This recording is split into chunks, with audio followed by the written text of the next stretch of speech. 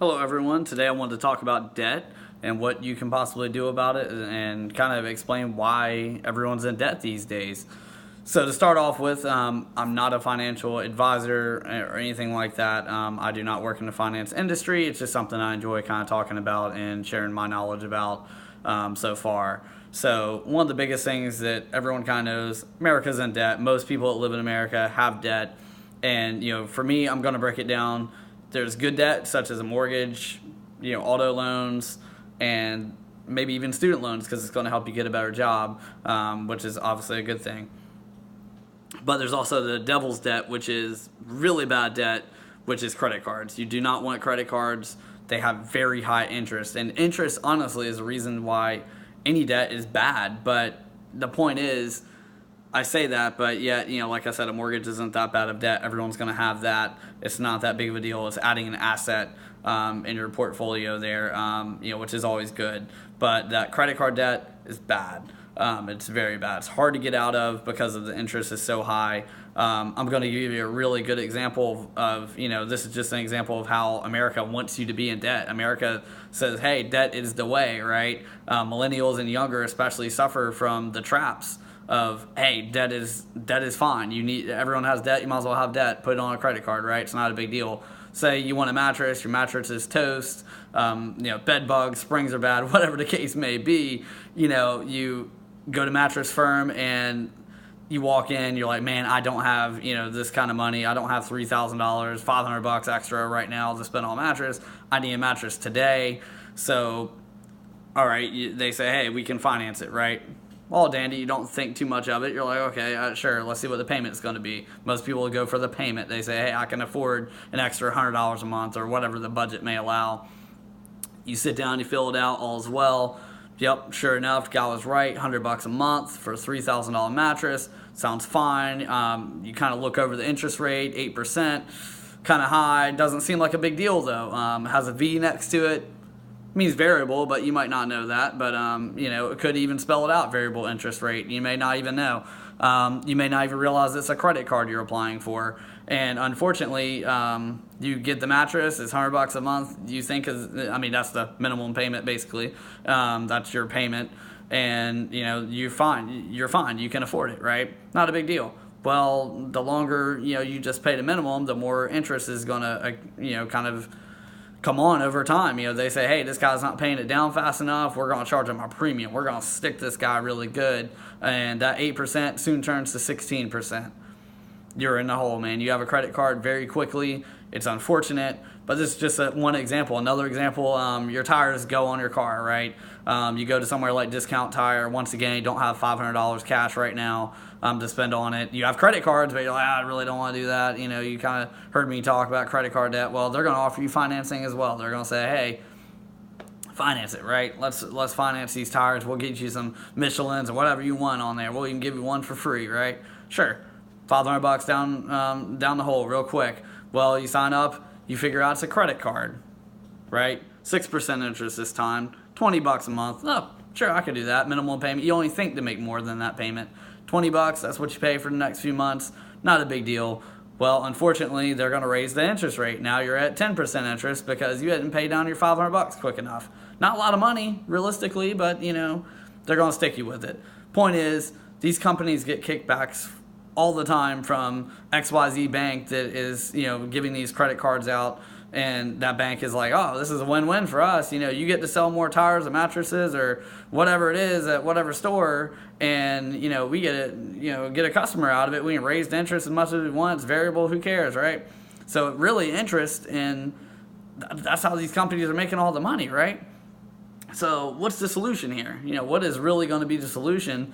Well, honestly, it's hard when you're in debt because a debt consolidation loan, once again, that's a long-term loan. It's almost like a mortgage in my opinion. It's not, but don't twist it. But, it's a long-term loan. They're probably going to still stick you with interest. It might be lower than your lowest interest card you have or lowest interest loan you have. They're going to say, oh, if it's 15%, it's your lowest card right now. APR is at 15, they're going to say, okay, we'll give it to you for, 13% interest. Guess what? You're still at 13% interest. You still have a payment every month for the next 10, 15 years. That's what they do, right? I mean, it's a little better. It's not perfect. It's not the best solution, but it's a solution, right? That's not always the best option, but sometimes that's the only option, and it's unfortunate because, once again, interest is stuck with, they're going to stick you with it. The best thing is to avoid debt, avoid the traps that these younger people like myself are falling for, and other people that are older to say, debt's the way, right? It's the American thing. You got to get in debt.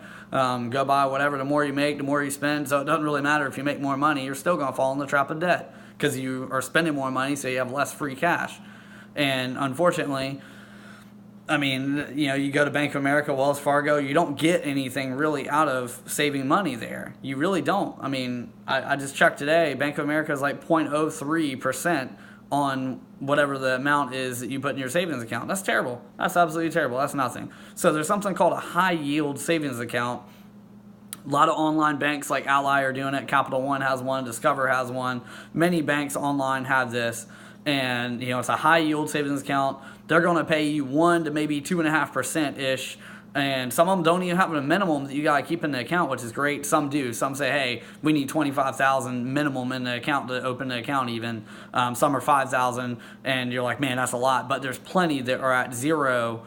But, hey, that's a way to save money. You'll make a little money off of it. You're not going to get rich doing that. But, hey, you're saving money for these emergencies that come up, tires, brake pads. If you own a home, hot water heater goes, you don't got to go get a Lowe's credit card or whatever they're going to sell you at Home Depot, Lowe's. Once again, that credit card trap. So do this instead. Just save money, even if it's $50, $100, whatever it is, per paycheck, per month, whatever you can afford. Put it in a high-yield savings account. Google it. High-yield savings account. There's tons of them available that don't have a minimum, and that's exactly what you need to just start throwing money towards it. Another big thing is you need to invest, right? You need to invest in stocks. Many young people are scared of it. They look at TD Ameritrade or whatever. They make an account, they log in, they see these graphs going like this, and oh man, I have no clue what that means. I would screw it all up. I'm going to lose all my money. Well, you can have guided trades, right? You can have someone kind of show you the ropes, and that helps as well. But thousands of videos on here on YouTube where you can find out how to trade stocks. You don't have to be a day trader to do it. Day trader means you trade every day. You're watching them like a hawk. Trade some penny stocks. Stockpile is awesome for, and doing like small shares of big company stocks like Apple, Amazon, whatever it may be. But another option, right? If you are even more weary of having a more in-depth trading account like TD Ameritrade, which isn't that in-depth, but it can be if you get that, get to that level and want to make more money trading. Can lose it. Once again, I'm not a financial advisor, not telling you, oh yeah, go trade all your money in Forex or whatever it is, or even put it away in an IRA. Hey, that's up to you if you want to do that, but most importantly, just save. Even if it starts out with a high yield savings account making 1.5% every year, that's awesome, right? Just save so you're able to not have to put stuff on credit cards that pops up. Most of the time, that's generally what these purchases are. From what I've seen, what I've been told by many of my friends, they say, hey, yeah, I'm in debt too, man. I had to buy tires. I had to, a tax bill came up. I own a business. I wasn't expecting it to be that much. Whatever the case may be, they're putting stuff on credit cards. People are doing it. America is totally saying debt is the way, with all these companies trying to get you to finance stuff. It's not the way. Honestly, it's not. You're never going to get out of the hole, no matter if you're $5,000 in debt with 15% APR with one card, and that's awesome. If that's all it is, that's great, but it's not great because you're still in debt and still going to be hard to get out if you pay the minimum. So point is, save your money, put it in a savings account, high yield savings account, and just generally just go for it, man. Just forget about, trying to use these credit cards and buying everything you can on credit cards, and debt is the way. It's not the way. Telling you it's not the way.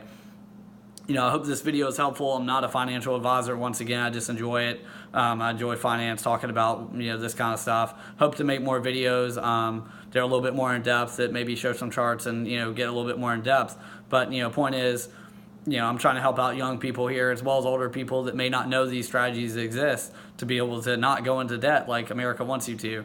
I think it's very important to realize that that's kind of the way that America's laid out. You see it all the time. Just because a guy has a Bentley doesn't mean that he's not in debt, right? You don't know, but I guarantee he probably is. He probably has a huge car payment with a lot of high interest based on the purchase. But point is, hope this video helps you.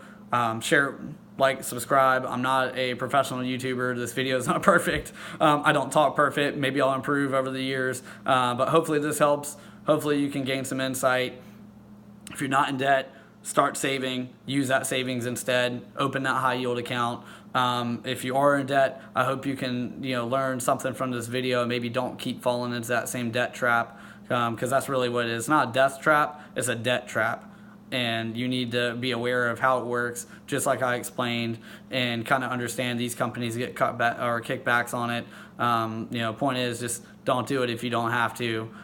You may feel like you have to, but you don't. There's other options out there besides getting hot and heavy in debt and not being able to get out of it. Hope this video helps. Like, subscribe. I'll make future videos if this is helpful, and look forward to hearing some comments and kind of see your guys' thoughts, as well as feedback on the video. I know it's not perfect. Once again, not a financial advisor. Like to make sure I make that clear. These are just some tips that I hope some young people as well as older folks can find helpful, and hopefully don't fall in that debt trap that America wants you in. Thanks.